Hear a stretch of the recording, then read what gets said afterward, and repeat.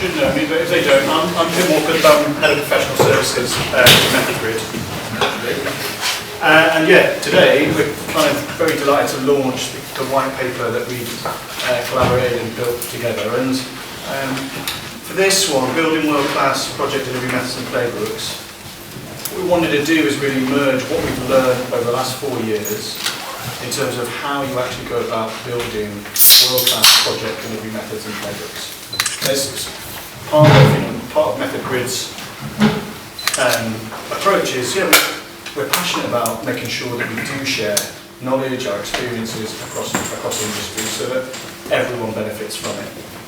And I think the key bit really is when what we want to really focus on is, and we're committed to, is the resources that we produce and engineer are all going to be focused on that kind of our purpose statement about helping teams improve how they deliver projects and services.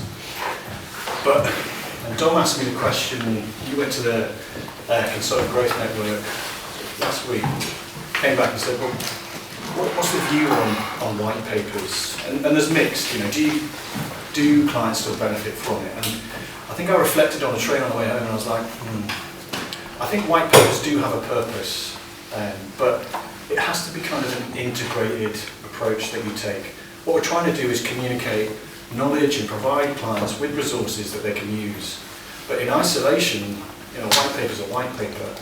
But actually, if we can connect it with his white paper, his video explainer, his GRIDtalk, his other resources that help you apply that and use that knowledge, then it's essentially a much better integrated approach of just a document that you read. Now, document should be also really good and inspiring and it's sort of based on good research, but really what we're trying to do with Method Grid is helping you realise that shared best practice. You can actually put it into practice because we're giving you resources, we're giving you access to things within the app, within the grid, etc., and communicating that to clients. And that's the kind of ethos that we're going to always kind of hold ourselves to do in terms of providing better value to clients.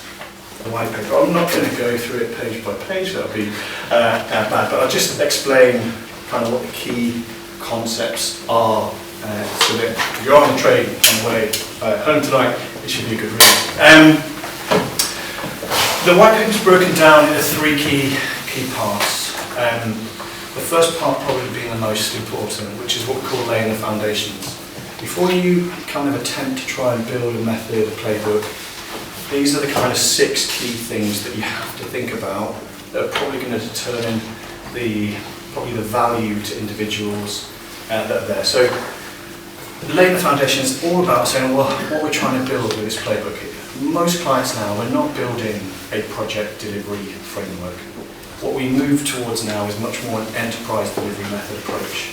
We're integrating project management, we're integrating service management, we're integrating architecture, we're integrating all of the different functions that need to actually function together to deliver sustainable change. So that's the key, and that's not easy. In fact, that's the hardest bit. It's easy if I just have to go and talk to project managers and let's just build a project management framework. But when we have to collaborate and work with different functions across the organisation, that's a lot harder to try and build an integrated delivery approach that can be executed with a consistent life cycle. So how do you actually go about doing that? That was the focus of the white paper. What are the kind of hints and tips that kind of actually help you build that enterprise delivery method? Project classification is the next one. Now, you'll have seen it in PACE. Not all projects are alike. They are different in terms of size, risk, complexity. And one method does not fit all that. It has to be that people can feel that they can tailor it, adjust to it, and you can apply different levels of risk. So, the assurance that you do on a major program is completely different to the level of assurance and risk that you've got on a small engagement that's 3 months. So basically how you go about designing that project classification, how you go about communicating the classification, that's really key in terms of when you try and design your playbook, you've got to make sure that it's communicating what all the deliverables are that are required based on the level of risk. If you don't do it, what you find is people look at the playbook and go, this is just too much, can't use it, it's too much. There's a kind of cognitive load problem, maybe. It's like, I would never do that for a 3-month engagement, therefore the individuals will detach themselves from even trying to use it. I mean, life cycle and themes is pretty, everyone knows it. You kind of need a standard project life cycle that you can follow, and a standard set of themes that need to be executed as you go through that project.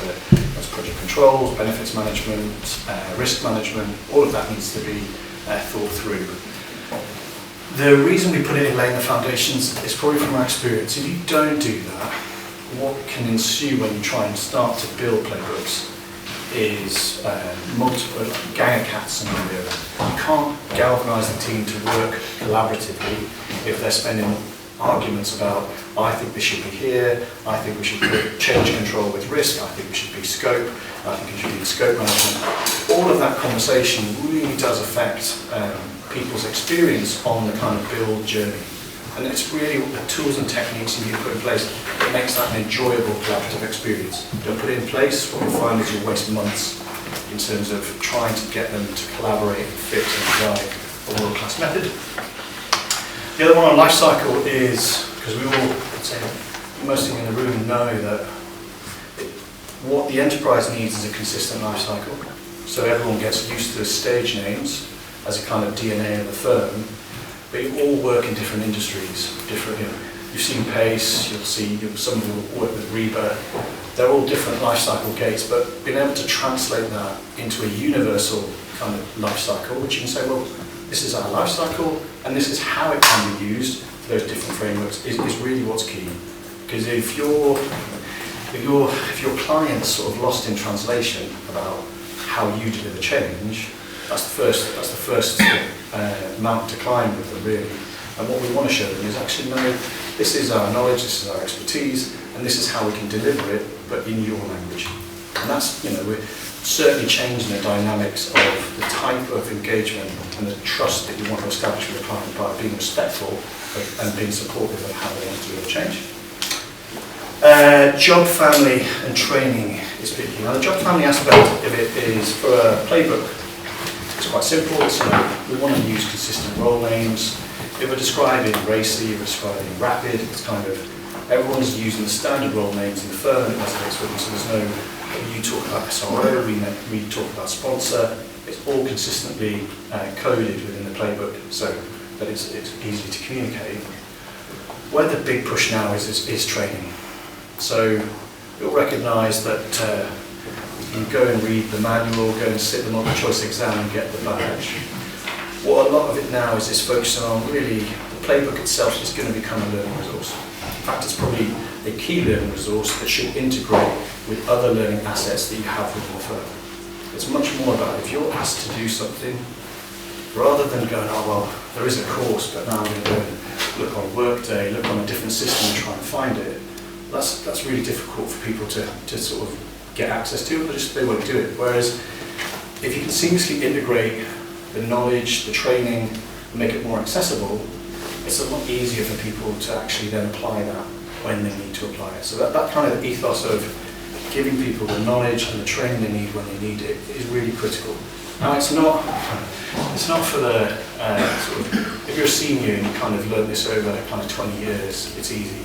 But it's not easy for the entry-level graduates building up their competency.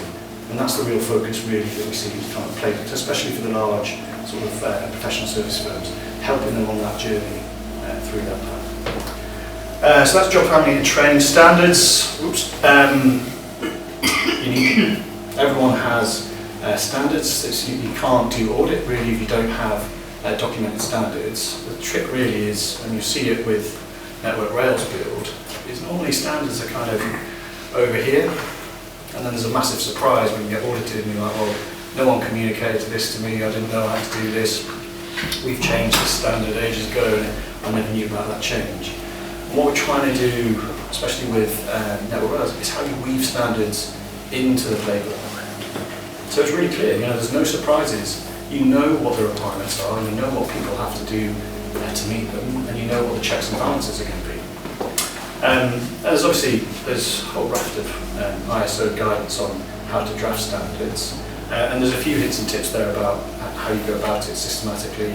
I'd say the IPA did a fantastic job on the project delivery standard, which is trying to write one standard that covers portfolio, program and project management in this succinct document. And then there's guidance just on audit and assurance, just about how you think about audit assurance frameworks. And there's some connections here. If you design your lifecycle and your themes, it's then how do you actually then design the assurance framework around that? So if you've got standard themes, well, what are the assurance questions, what are the guidance areas on that you need to think about, so that people get used to the playbook, and also when they get assured against the playbook, hopefully there's a natural symmetry between the two. So that's kind of laying the foundation. And all of those aspects are really just helping you get ready for designing your playbook.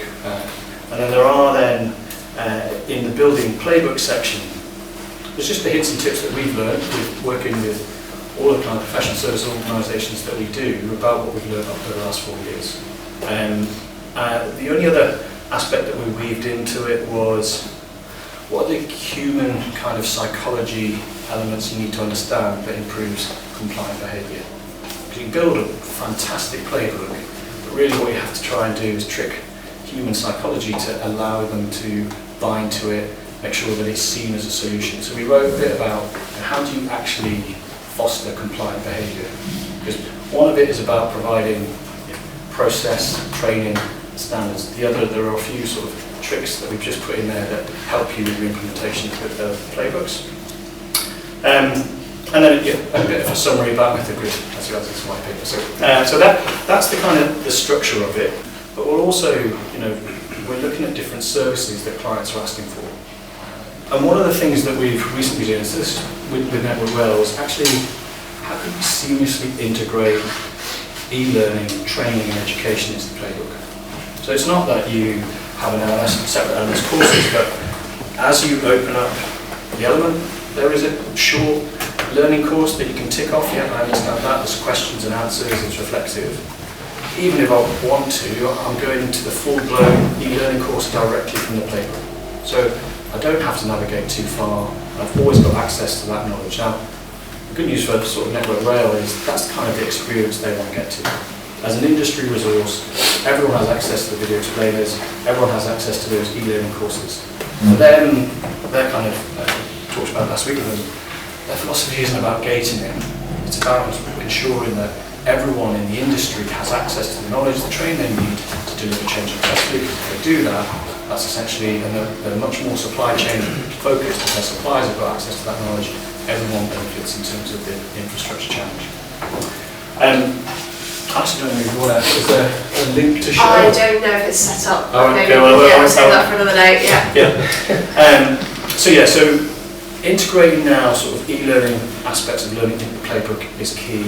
And then I think you'll have all seen, or you'll see with PACE, the aspect of trying to integrate the visual sort of educational aspect and the text to make the playbook a really concrete learning asset. People learn in different styles, but if it's all text, you probably get quite low engagement with it. Yeah? But if you can then merge it with video explainers, imagery, training courses, it actually becomes a much clearer valuable asset to the organisation. What we're obviously, you'll have seen some of the videos today, we're obviously use AI to help us render those videos, and we do it really quickly. And once you built the element in the playbook, it's simply ingesting that, training AI to then write the script, and then overlay that video. It's very quick in terms of being able to deliver that experience.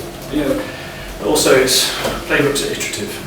Okay, maybe in the first iteration you get some video explainers. The next iteration you've said, actually, people are really struggling in this area, or they don't understand this component. So let's put some investment in that aspect there. Okay. And then really sort of for us, and it's probably what does differentiate us really, because we're not trying to be Monday.com.